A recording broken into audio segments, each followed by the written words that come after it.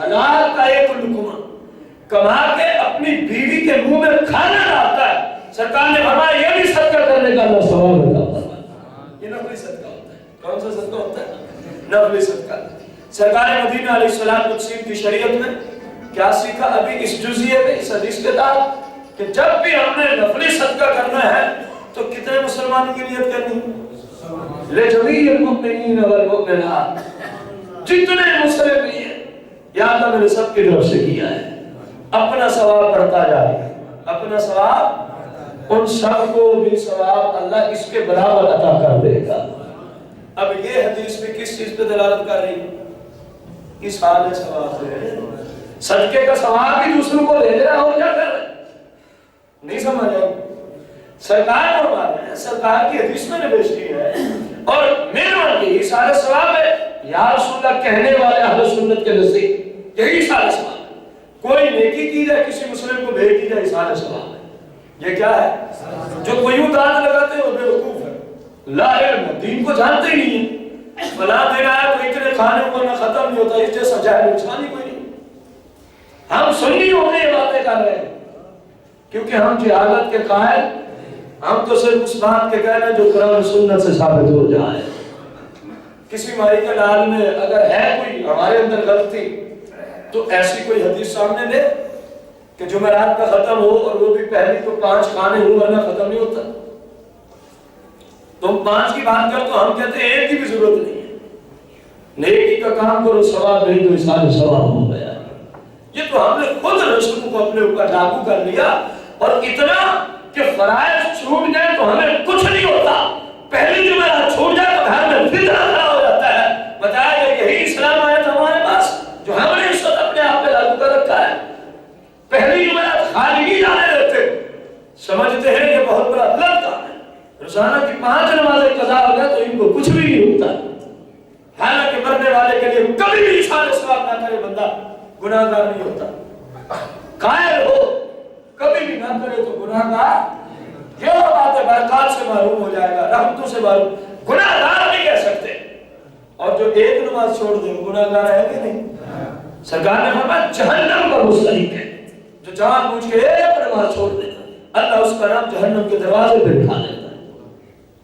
یہ ہے ہمارے اندر اسلام اور یہ ہے عشق رسول۔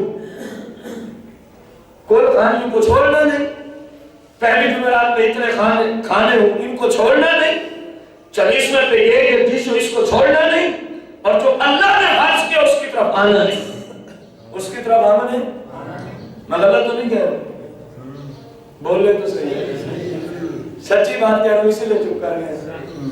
بھائیو آپ کا مسلک یہی ہے، اہل سنت کا مسلک یہی ہے۔ اہل سنت مانا ہی دیکھو نا، اہل سنت کہ یہ صرف سرکار کے کیے ہوئے کام کی پیروی کرتے ہیں، آپ کے کیے ہوئے کام پہ ہی کام کرتے ہیں۔ تو میں کہہ رہا ہوں کہاں سرکار نے فرمایا کہ پہلی جمعرات کو اتنے کھانے پکاؤ ورنہ ختم نہیں ہوتا؟ سرکار علیہ السلام کی شریعت میں تو کھانا پکانا ہی کوئی ضروری نہیں ہے انسان ثواب میں۔ ہاں حلال کی کمائی ہے، بھلے لاکھ روپے کا پکائیں، اسلام روکتا نہیں۔ اسلام لیکن پابندیاں عائد نہ کریں، پابندیاں عائد، اسلام نے پابندی نہیں رکھی، ہم کون ہوتے پابندیاں لگا دیں؟ یہ تو ایسے ہی ہے جیسے ایک بندہ کہے ظہر کی نماز اگر کسی نے پڑھنی ہے تو 1 بجے سے 2 بجے کے درمیان پڑھ لے، بعد میں نہیں پڑھ سکتا، پہلے بھی نہیں پڑھ سکتا۔ یہ کون ہوتا ہے پابندی عائد کرنے والے؟ اس کی کوئی مانے گا؟ کیونکہ یہ اسلام کے خلاف کہہ رہا ہے۔ اسلام میں تو جب ظہر کا وقت شروع ہو جائے، جب تک عصر کا وقت شروع نہ ہو ظہر کی نماز ادا نہیں ہوتا ہے۔ اسلام میں یہ ہوتا ہے۔ تو اسی طرح قرآن کے معاملے میں اسلام نے ہمیں کوئی پابند کیا؟ ہاں حلال کمائی ہے تو کریں، اسلام منع نہیں کرتا۔ آپ کو پیچھے اس پر باقاعدہ احادیث سے ہم ثبوت پیش کر رہے ہیں، اور اگر نہیں ہے تو قرض لینے کی ضرورت ہی نہیں، اور وہ بھی معاملہ ثبوت پہ قرض اٹھا کے کوئی خالی اندر 40واں کرنا، لعنت رب کی نہ اترے تو اور کیا ہے؟ اللہ کا غضب ایسے لوگوں پہ نہ آئے تو اور اس سارے ثواب کے کھانوں کے لیے سودی قرض لیا جا رہا ہے۔ ہر لقمے پہ رب کی لعنت ہے۔ جس کھانے کے لیے سود کا پیسہ ادھار لیا جائے، جس کھانے کے لیے سود کا پیسہ ادھار لیا جائے، آپ دیکھیں کم و بیش ہمیں یہ آج 6واں جمعہ روزہ رکھے، آج 6واں جمعہ روزہ رکھے، ہم اسحاق ثواب میں کلام کرتے آ رہے ہیں. کسی ایک حدیث میں آیا کہ فلاں فلاں کھانے ہونے چاہیے؟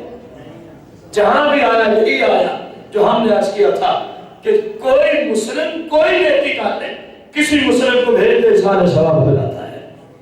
چھٹا جمعہ مطلب کیا ہے؟ کم ہو گئے 5.5 گھنٹے کا بیان آج کمپلیٹ ہو جائے گا. کسی حدیث میں بھی سب حدیثیں ہم نے سامنے رکھی. ہر جمعے میں سرکار کا فرمان لے آتے ہیں. کسی حدیث میں کھانوں کا ذکر آیا؟ جہاں بھی آیا نیکی کرو اور بھیج دو. نیکی کرو اور ہاں اسلام روکتا نہیں. حلال کمائی تو کرے, کوئی دانت نہ لگائے, پابندیاں نہ لگائے. سرکار مدینہ علیہ السلام کا فرمان ہے نشان من حج عن والدین. سرکار نے فرمایا جس شخص نے اپنے والدین کے مرنے کے بعد ان کی طرف سے حج کیا. ان کی طرف سے کیا کیا؟ اب ہاں ہے کہ حج ان پہ لازم تھا, وہ انتقال کر گئے حالانکہ حج انہوں نے ادا کیا. ہمارے آج کل یہی ہوتا ہے, بندوں پہ حج فرض ہو جاتا ہے. وہ بیٹھے ابھی تو 3 بیٹیوں کی شادی کرنی ہے, ابھی تو ہم نے کوٹھی بنانی ہے, ابھی تو جناب والا ہم نے 4 بیٹوں کی شادی کرنی ہے, ابھی یہ چھوٹی گاڑی ہے ہم نے بڑی کی طرف منتقل ہونا ہے. لوگ اس طرح بیٹھے. حالانکہ اسلام یہ ہے جب حکومت پاکستان, ہم اپنے ملک کی بات کریں, درخواست حج کی وصول کرنا شروع کرے اور جس بندے کے پاس اتنے پیسے اس وقت ہوں کہ وہ اپنے ملک سے حج بیت اللہ کر کے واپس آ سکتا ہے, اس پہ حج فرض ہو گیا. اس پہ حج کیا ہو گیا؟ اب بھلے 20 بیٹیاں رہتی ہوں بھلے 10 رہتی ہیں, اسلام ان کو نہیں دیکھتا. نہ اسلام دیکھتا ہے کہ ابھی چھوٹا مکان ہے کوٹھی بنانی, نہ اسلام دیکھتا ہے ابھی تو گاڑی جو ہے وہ 7-8 لاکھ والی, حضرت نے تو 27 لاکھ والی لینی تھی. اسلام اپنے تقاضے پورے کرواتا ہے. اب حج کر لیا جان چھوٹ گئی, اگر نہ کیا مر گیا تو سرکار مدینہ علیہ السلام نے فرمایا جب مرے گا یا یہودی ہو کے مرے گا یا نصرانی ہو کے مرے گا. اب بنائے کوٹھیاں بھی, کاریں بھی, اب بڑی بڑی گاڑیاں بھی, پیلس بھی بڑھائے. اب بیٹیوں کی شادیوں پہ اپنے نام دکھلانے کے لیے حد سے زیادہ جہیز وہ لے آئے. اب جب مرے گا مال لوگ کھا جائیں گے. فرمایا اس نے کیونکہ حج موقع پہ نہیں کیا تھا, یا یہودی ہو کے مرے گا یا عیسائی ہو کے مرے گا. کوئی فائدہ ہے ایسی دولت کو جمع کرنے کہ بندے کی عاقبت ہی ہمیشہ کے لیے برباد ہو جائے. ہمیشہ یاد رکھو جیسے ہی حج کسی پہ فرض ہو جائے سارے کام چھوڑ دو, اللہ کا حکم مانتے ہوئے حج کو چلے جاؤ. اس رب نے اگر اولاد دیے تو ان کے اسباب بھی پیدا فرما دے گا. اس رب نے اولاد دیے تو ان کے اسباب بھی, میں بھی اپنی اولاد کے لیے کچھ کر سکتا, میرا رب میرے لیے بھی کر رہا ہے, میری اولاد کے لیے بھی کرے گا. میں ہوتا کون اولاد کو ایک ٹائم کا کھانا دینے والا, میں تو خود مجبور محض ہوں. میں خود اپنے آپ کو ایک ٹائم کا کھانا نہیں دے سکتا, میں اپنے رب کا محتاج ہوں, تو میں اولاد کا ٹھیکہ کہاں اٹھا سکتا ہوں؟ جب مجھے میرا رب دیتا ہے تو میری اولاد کو بھی اپنے فضل سے میرا رب ہی عطا فرمائے گا. یہ سب کہانیاں ہیں, قصے ہیں, یہ سب اسلام کے خلاف گفتگو ہے. ابھی یہ کرنا ہے, ابھی وہ کرنا ہے, اور کوئی تو معاذ اللہ اتنی جرأت کرتا ہے, کہتا ہے میں تو ابھی جوان ہوں. تو کیا اسلام نے حج ان میں فرض کیا جو چلنے سے بھی قاصر ہوں, جو چلے بھی جائیں تو حج کے رکن ہی پورے نہ کر سکے, کیا ان میں اسلام نے حج فرض کیا؟ تو جو کہہ رہا میں تو ابھی جوان ہوں, میں نے تو ابھی بہت کچھ کرنا ہے, تجھے شرم و حیا نہیں آتی؟ اللہ کی بات میں یہ جملے ہوتا ہے میں نے ابھی بہت کچھ کرنا ہے. ارے بے حس بے لگام, تو سوچ تو صحیح, تم نے کوئی لکھوایا ہوا کہ تیری عمر اتنی ہے؟ رب کی ذات میں جرأت ہے کہ نہیں؟ کہتے ہیں ابھی تو میں جوان ہوں, میں نے بہت کچھ کرنا ہے. کسی جوان کو اگر اللہ ہدایت دے دے اور وہ سرکار کی شریعت کو مانتے ہوئے داڑھی رکھ لے, گھر والے اتنے بے حس ہو گئے, جملے کیا بولتے ہیں, تو ابھی جوان ہے, تو ابھی صدیق اکبر جب جوان تھے تو وہ یہودیوں جیسا چہرہ بنایا کرتے تھے, داڑھی مڈاتے تھے یا کتراتے تھے. بخاری کی حدیث ہے سرکار نے فرمایا داڑھیوں کو بڑھنے دو, یہودیوں جیسی شکل نہ بنانا, کیونکہ فرمایا داڑھیوں کو کترنا یا مڈانا یہ یہودیت کا کام ہے. کس کتاب کی حدیث سمجھ کی ہے؟ بولنے تو صحیح. آج کسی جوان کو اگر کسی عالم کی صحبت میں جا کے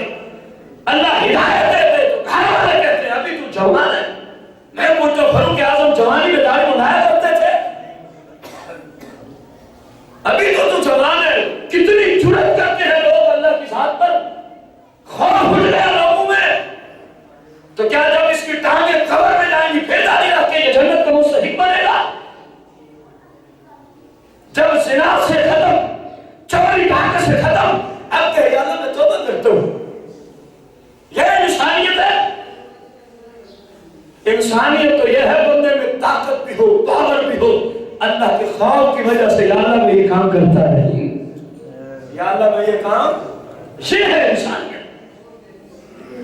अब हालत कहां तक जा पहुंची है? आप भाई खुद गौर करें, मैं जो कह रहा हूं गलत तो नहीं कह रहा। हमारे घरों में ये जुमले बोले जाते हैं कि नहीं तू तो अभी जवान है, मुझे नहीं समझ आती है किस इस्लाम पे चलते हैं, ये कौन से दीन इस्लाम को मानने वाले हैं? तेरे इस जवान की शक्ल सूरत सहाबा और अहले बैत के जवानों की पांव की खाक के बराबर नहीं हो सकती। उनके सारे नौजवान दाढ़ियों वाले थे, उनके सारे नौजवान दाढ़ियों वाले थे, जिनके नाम ले लेके रब से दुआएं करते हो वो भी जवानी में दाढ़ी वाले थे। कभी दाता का नाम लेते हो, कभी गौस पाक का नाम लेते हो, कभी अहले बैत का नाम लेते हो, कभी सहाबा और सरकार का नाम लेते हो, जिनके नामों की बरकत से दुआएं मांगते हो, उन्होंने भी तो जवानी में दाढ़ी सजाई थी कि नहीं सजाई थी? ये कैसा इस्लाम है जो जवानी में और हुक्म दे, इस्लाम बुढ़ापे में जाके और हुक्म हो जाए? ये सिर्फ बेहिसी है। लोग बेलगाम हो गए, लोग क्या हो गए? अल्लाह की जात पे जुर्रत करते हैं लोग, इसलिए ऐसे जुमले बोलते हैं। वरना उससे पूछो तो सही, जो दाढ़ी को कटा कैंची से या मशीन से या उससे पूछे आप क्यों कटाते हो? क्या तुझे पता नहीं कि इस्लाम में ये हराम है? पूछ रहे, किसी से पूछ रहे, उससे पूछे क्या तुझे नहीं पता कि सरकार ने इससे मना फरमाया? तुझे नहीं पता कि सरकार ऐसे शख्स को देख के नफरत फरमाते हैं? एक सहाबी रसूल सिर्फ एक बार था, कितना? पूरे चेहरे पे रब ने दाढ़ी का एक बार दिया था। किसी मामले में आके हम उसकी तफसीर में जाएंगे, उन्होंने हाथ से उस बाल को यूं खींच लिया। इस काम से पहले जब ये सरकार की महफिल में आता ना, सरकार इनको स्पेशल देखते हुए मुस्कुरा दिया करते थे, और जब ये काम करके आया ना सरकार की बारगाह में, सरकार ने पता है क्या किया? मैंने पीछे जुमला बोला तभी ये रिवाज सुना दिया कि सरकार दाढ़ी मुंडू से मोहब्बत नहीं फरमाते, जिसकी शक्ल सरकार जैसी ना हो सरकार उसे मोहब्बत है। इसका एक बार किसी वजह से इसने हाथ से उसको उखेड़ दिया। जब अगले दिन सरकार की बारगाह में आता है, पहले सरकार देख के मुस्कुराया करते थे, इस तरफ आया सरकार ने रुख फेर लिया।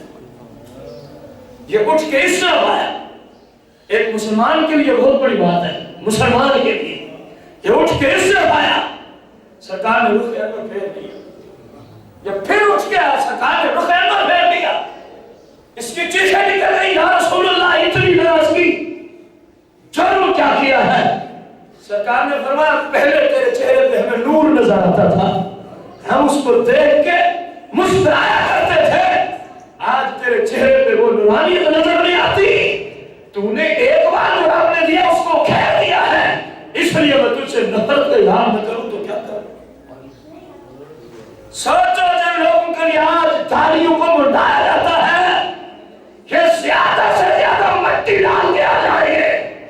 जिस हस्ती का हुक्म है जब सारे लौट आएंगे सरकार मदीना कब्र में तशरीफ ले आएंगे, अगर उसने भी रुखने में फेर दिया तो क्या होगा? जब जिंदा से फेरा जाता है तो कब्र में भी मुमकिन है कि नहीं है? सरकार माना कि ये मेरा ही नहीं है, क्योंकि इसने मेरे हुक्म को माना नहीं, इसकी शक्ल मेरी जैसी नहीं, इसने शक्ल उन जैसी बनाई है जिनके बारे में अभी हदीस अर्ज की है। खुदा का नाम लो, मर जाना है। हम अल्लाह के बंदे हैं, अल्लाह का हम पर जो हुक्म है उसको मानना जरूरी है। सरकार का जो फरमान है उसको मानना मुसलमान के लिए, हम ये तो नहीं कह रहे कि हिंदुओं के लिए जरूरी है। इसलिए मुस्लिम की शर्त रखी है, क्योंकि सरकार की जितनी भी अहादीस मुबारका है जो दीन इस्लाम है, ये मुस्लिम का निसाब है। किसका निसाब है? हिंदू को तो हम ये बात कर ही नहीं सकते जब तक कि वो इस्लाम कबूल नहीं करेगा। जब तक कि वो इस्लाम कर लेगा तो मुस्लिम हो गए, कर लेगा तो मुसलमान हो गए। गौर करें आप, ہماری شریعت کیا ہے، ہم کس راستے کی طرف نکل رہے ہیں۔ سرکار علیہ الصلوۃ والسلام نے ارشاد فرمایا کہ جس نے اپنے والدین کی طرف سے ان کے مرنے کے کیا کیا، من حج عن والدین، حج کیا اپنے والدین کی طرف سے۔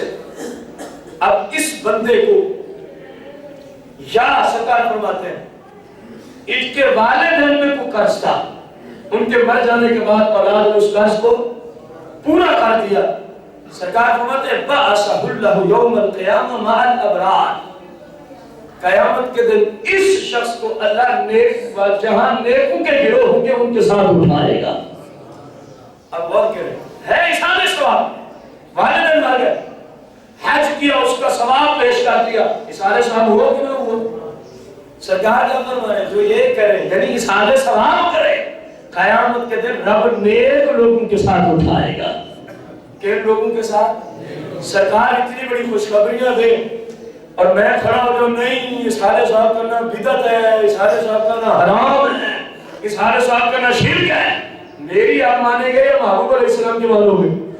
اونچی بولنی ہے، میں نے کسی کو کچھ نہیں کہا، میں نے اپنی طرف مثال دی ہے، میری مانو گے یا سرکار کی؟ پھر سرکار جو فرماتے ہیں اسی دین پہ چلا کرو۔ ارد گرد والے لوگوں کی باتوں پہ ہمیں جانے کی ضرورت ہے؟ سرکار سے آگے نہ کسی کا رتبہ ہے، نہ ہم کسی کی مانتے ہیں، نہ ہم کسی کی مانتے ہیں۔ سرکار مدینہ علیہ الصلوۃ والتسلیم کے پیارے غلام خلیفہ ثانی، شہنشاہ عدالت، غیظ المنافقین والکافرین، سیدنا فاروق اعظم رضی اللہ عنہ کا جب آخری وقت آیا، کون سا وقت؟ آپ نے اپنے بیٹے سیدنا عبداللہ بن عمر رضی اللہ عنہ کو بلایا اور فرمایا کہ اے بیٹے میرے اوپر 80,000 قرض ہے۔ کتنا قرض ہے؟ اب میں دنیا کو چھوڑ رہا ہوں، میں دنیا کو چھوڑ رہا ہوں، میرے بعد سب سے پہلا کام یہ کرنا ہے میرا قرض ادا کرنا ہے۔ کس طرح؟ فرمایا بِعْ فِيهَا أَمْوَالَ عُمَرَ، سب سے پہلے جو میری ملکیت میں مال ہے اس کو بیچنا اور دیکھنا اگر پورا ہو جائے تو ٹھیک، ورنہ اس طرح کرنا فَصَلْ بَنِي عَدِي، پھر میرے قبیلے والوں کے پاس جانا، پھر میرے جس قبیلے سے میں تعلق رکھتا ہوں میری قوم بنی عدی کے پاس جانا، فصل اور ان سے سوال کرنا کہ میرے باپ کی یہ وصیت ہے، ان پہ اتنا قرض ہے، اتنا میں دے چکا ہوں، اتنا رہتا ہے، اے لوگوں سیدنا فاروق اعظم کے قرض کے لیے پیسے دو۔ فرمایا سب سے پہلے میری قوم سے جا کے سوال کرنا، پھر فرمایا اگر پورا ہو جائے تو ٹھیک، اگر نہ ہو فصل قریشہ، تو پھر قریش خاندان کے پاس جانا، ان کو کہنا فاروق اعظم پہ اتنا قرض ہے اور اتنا اتار دیا گیا، اتنا رہتا ہے، تم ہیلپ کرو تاکہ میں اپنے والد کو کیا اتاروں۔ عبداللہ بن عمر رضی اللہ عنہ جب اتنی گفتگو سنی اور آپ کے والد محترم نے فرمایا ان 3 کاموں، میرا مال، قوم بنی عدیش جو کہ میرے قبیلے کی ہے اور قریش، ان کے سوا کسی سے نہیں مانگنا، تو اب میرے قرض کا ضامن ہو جا، اے میرے بیٹے تو اب میرے قرض کا کہنے لوگوں کو۔ اور آپ نے باقاعدہ کہا کہ لوگوں سن لو، میرے باپ میں جو 80,000 روپیہ قرض ہے، میرا باپ دنیا چھوڑنے لگا ہے، اب میرے باپ نے نہیں دینا بلکہ عبداللہ بن عمر باپ کی طرف سے ادا کرے گا، عبداللہ بن عمر باپ کی طرف سے ادا کرے گا۔ فاروق اعظم رضی اللہ عنہ دنیا سے تشریف لے گئے اور عبداللہ بن عمر نے اپنے باپ کے دفن کرنے سے پہلے اکابرین مہاجرین صحابہ، جو مہاجرین میں سے اکابر صحابہ تھے اور انصار کے جو